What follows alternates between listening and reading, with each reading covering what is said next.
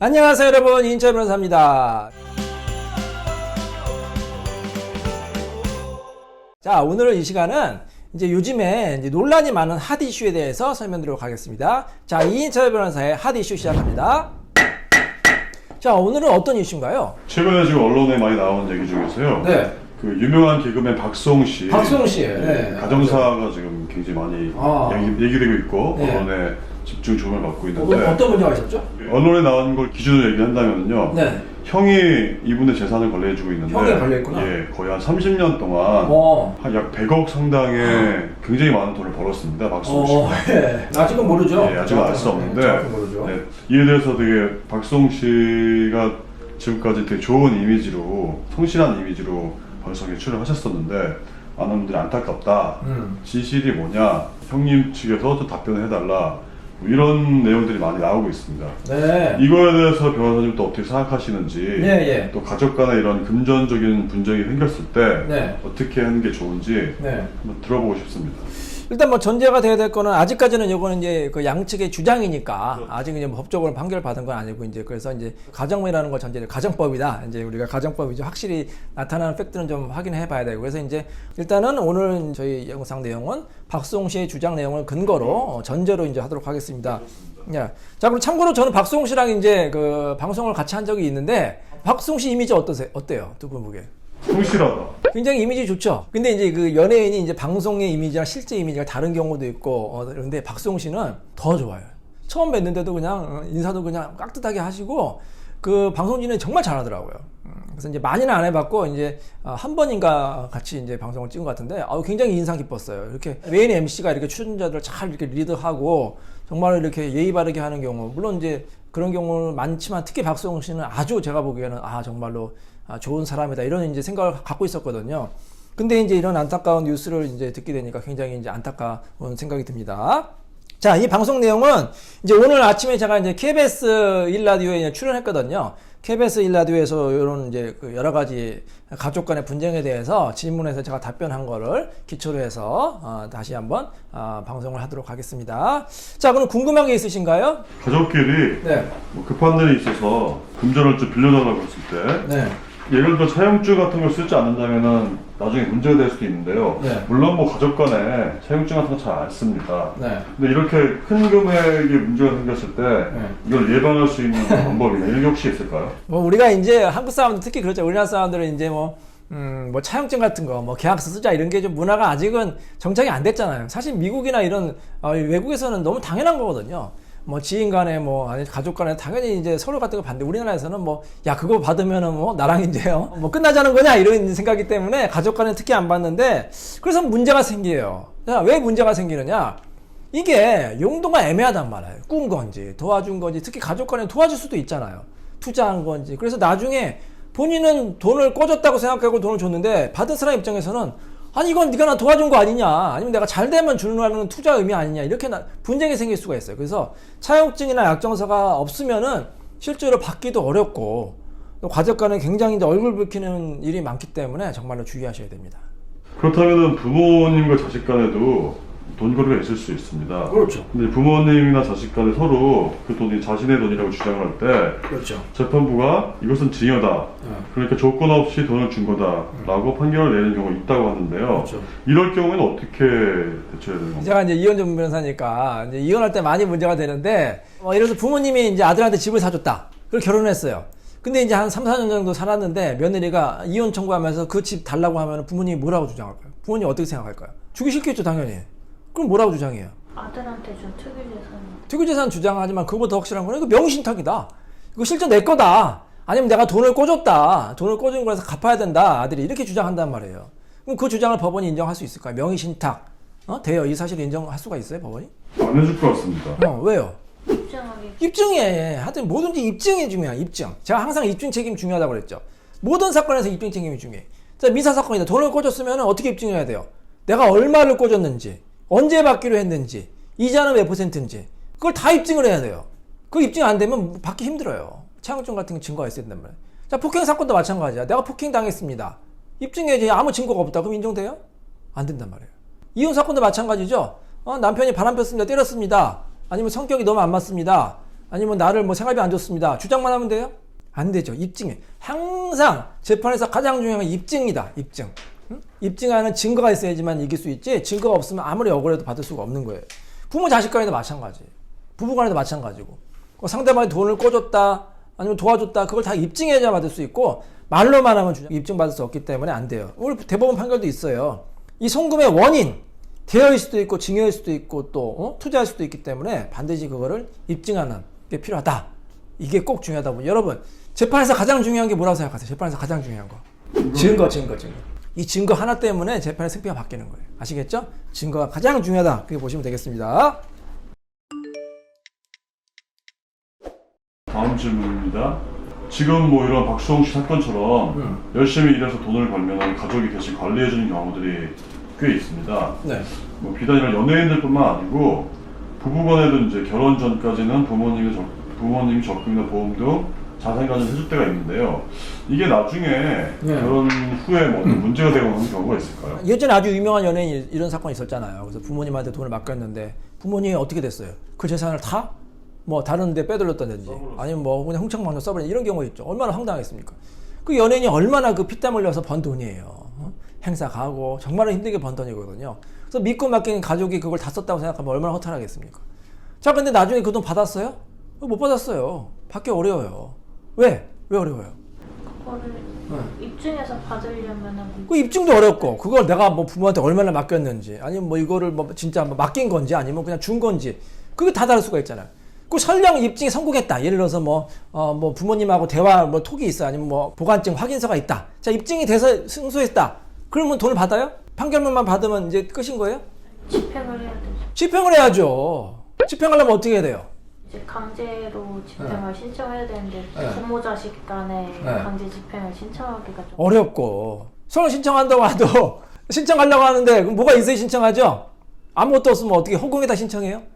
판결문 보여주면서 이게 예를 들어서 10억이다. 10억 판결문 나오면 이 판결문이 10억을 받을 수 있는 뭐 그게 있어요? 이게 10억이에요, 판결문이? 그냥 이 판결문은 어떻게 보면 종이에요, 종이. 그냥 종이에 불과해요. 물론 법적으로 권리를 인정받죠. 판결문이 있으면. 단 상대방의 재산이 있으면 되죠. 압류해서 뭐 부동산 압류한다든지 예금이나 뭐 그런 거를 압류하면 되는데, 재산이 없으면 어떻게 돼요? 압류할 게 없잖아요. 압류할 게 없습니다. 본인은 29만 원밖에 없습니다. 많이 듣던 얘기죠. 29만 원밖에 없으면 어떻게 돼요? 29만 원밖에 집행이 안 되는 거예요. 나머지 10억에서 29만 원 받고 나머지는 어떻게 할 겁니까? 마찬가지예요. 이 부모가 예를 들어서 다 빼돌렸다, 아니면 다 썼다. 어떻게 할 겁니까, 그거를? 그래서 굉장히 어렵다, 이렇게 보시면 되겠어요. 그래서 만약에 가족한테 안 맡기는 게 좋지, 맡기면은 확인을 해야 돼요. 정말로 얼마 남았는지 분기마다 좀 확인을 하고, 아니면 일정 부분은 뭐 자기 통장으로 돌려놓는다든지 그렇게 할 필요가 있다고 생각이 듭니다. 다음 질문입니다. 네. 부부 사이에도 네. 돈 때문에 타인할 수가 있는데요. 그렇죠. 서로 이제 부부간에 돈을 맡겼습니다. 그렇죠. 그걸 이제 통장에 넣고 빼고 한 거에 대해서 네. 나중에 이게 빌려준 거다, 네. 아니면 뭐 본인의 돈이다, 이런 것 때문에 문제가 생겼을 때 법적으로 어떻게 해야 하죠? 우리 홍 이사님 같은 경우에는 어떻게 각자 관리하세요? 아니면 뭐 사모님이 다 하세요? 각자 관리합니다. 아, 그래요? 각자 관리. 예. 뭐 각자 관리하면 사실 큰 문제는 없죠. 각자 뭐 명의 재산, 각자 명의 통장, 각자 관리해서 큰 문제가 없는데, 이제 서로 맡기는 경우 있잖아요. 이런 경우 많아요. 제가 이제 남편이 이제 그 경제권을 다 아내한테 맡기는데, 나중에 이혼할 때 보니까 본인은 열심히 벌어줬는데 이 아내가 남는 게 없다. 아내가 혹시 친정에 빼돌리는 거 아닌가? 그렇게 의심하는 경우가 많아요. 그래서 제가 이제 물어봤거든요. 한 달에 얼마씩 줬습니까? 200만 원씩 줬대. 200만 원씩 10년씩 주면은 그거 모았으면 지금 몇 억을 남겨야 되는데, 지금 통장에 뭐 하나도 없다는 거야. 아이가 지금 2명 있대. 자, 아내는 뭐라고 주장해요? 한 달에 200이면서 아이가 둘이면 생활비로 부족하다. 생활비도 부족하다. 오히려 마이너스다. 당신 200만 원 가지고 아이 2명 학원 보내고 뭐 생활비 어떻게 다 하느냐. 그리고 뭐 시댁 부모님 용돈도 드리고 오히려 마이너스다. 남편은 뭐라고 그래요? 아니다. 플러스다. 내가 여태까지 번 돈 다 저쪽에 쓰면 몇 억인데. 서로 이렇게 안 맞는단 말이에요. 그래서 제 생각에도 부부 재산을 각자 관리하는 게 맞아요. 왜냐하면 상대방한테 맡기면 이렇게 오해가 생길 수가 있거든요. 자, 이 경우는 어떻게 되느냐? 부부는 별산제, 우리 법적으로. 별산제가 뭐죠? 별산제? 각자 재산은 각자 명의 특유재산인 거예요. 뭐 남편 명의의 부동산 남편 거예요. 남편이 처분해도 뭐 어떻게 할 수가 없어요. 아내가 이혼 안 하면. 아내 명의 거는 아내가 뭐 통장, 뭐 주식, 아내가 다 써도 어쩔 수가 없는 거예요.